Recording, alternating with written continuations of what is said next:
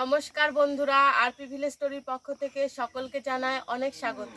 আজকে আবার চলে এসেছি আমাদের এখানে একটা অনুষ্ঠান বাড়িতে এই রকমের মাছের ঝোলের রেসিপি করা হয়। সেই রকম মাছের ঝোল আজকে থেকে করে দেখাবো। তোমরা কিন্তু পুরো ভিডিওটা দেখবে। এই মাছের ঝোলটা কিন্তু আমাদের এখানে সমস্ত অনুষ্ঠান বাড়িতেই করা হয় মোটামুটি, ঠিক আছে? তো তার জন্য প্রথমে আমি উনুনটা ধরিয়ে মাছটাকে ভেজে নেব। আর মাছ ভাজার আগে শুকনো খোলায় কিছু মশলা আগে ভেজে নেব। দেখো উনুন ধরে নিয়েছি, এবার আমি এই গোটা মশলাগুলো ভেজে নেব। এখানে আছে শুকনো লঙ্কা, গোটা জিরে, গোটা ধনে আর গোটা গরম মশলা। এগুলোকে হালকা করে একটু গরম করে ভেজে নেব।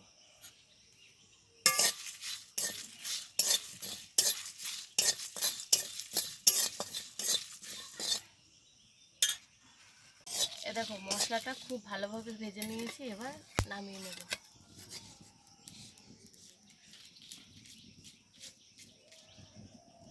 এবার কড়াইয়ে আবার উনুনটা বসিয়ে দিলাম।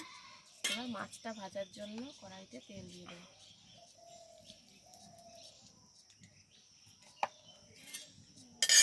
তেলটা গরম হতে হতে এদিকে আমি মাছে নুন হলুদটা মেখে নেব।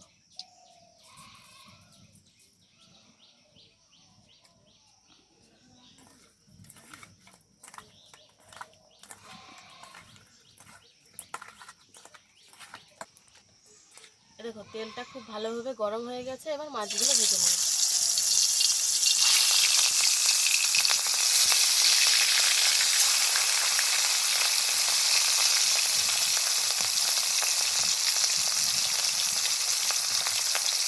দেখো মশলাটা ঠান্ডা হয়ে গেছে, এবার গুঁড়ো করে নেব।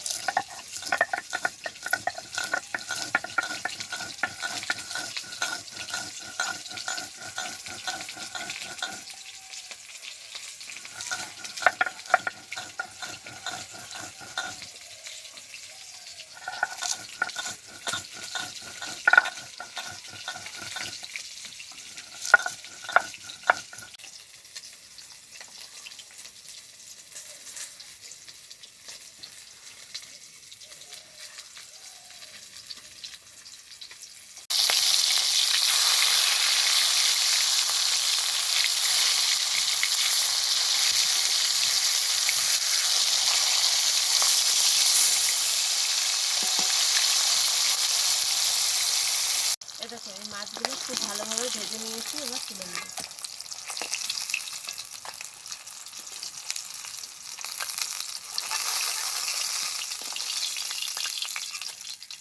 এবার বাকি যে মাছ কটা আছে ওই কটাও ভেজে নেব।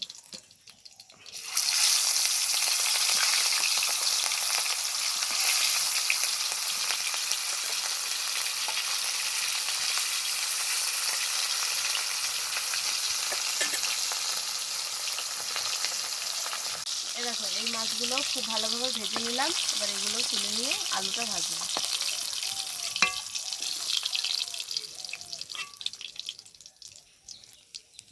আলুটা ভাজার আগে দিয়ে দেবো তেলের ওপরে শুকনো লঙ্কা আর গোটা জিরে।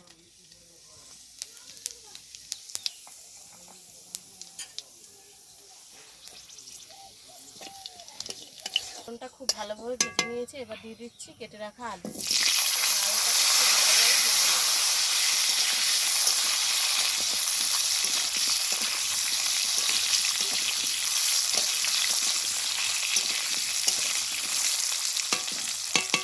দেখো আলুগুলো খুব ভালোভাবে ভাজা হয়ে গেছে, এবার থেতো করে রাখা একটু আদাও দিয়ে দিচ্ছি এর মধ্যে। তার সাথে দিয়ে দিচ্ছি হলুদ গুঁড়ো আর পরিমাণ মতো নুনটাও দিয়ে দিচ্ছি।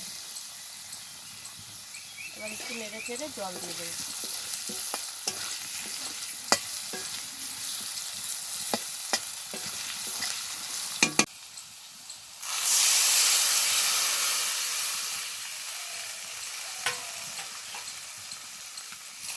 এবার ঝোলটাকে খুব ভালোভাবে ফোটাতে হবে যতক্ষণ না পর্যন্ত আলুটা সেদ্ধ হচ্ছে।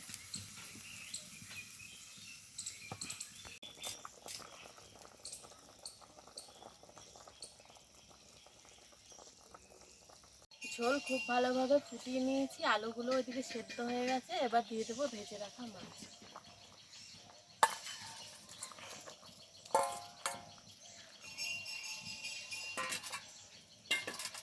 তার সাথে দিয়ে দেবো ওই যে ভেজে গুঁড়ো করে রেখেছিলাম যে মশলাটা, সেই মশলাটা দিয়ে দেবো।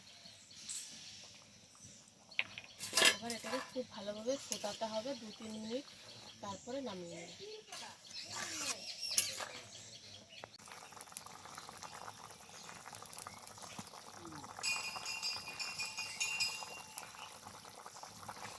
মাছের ঝোল একদম রেডি হয়ে গেছে, এবার নামিয়ে নেব।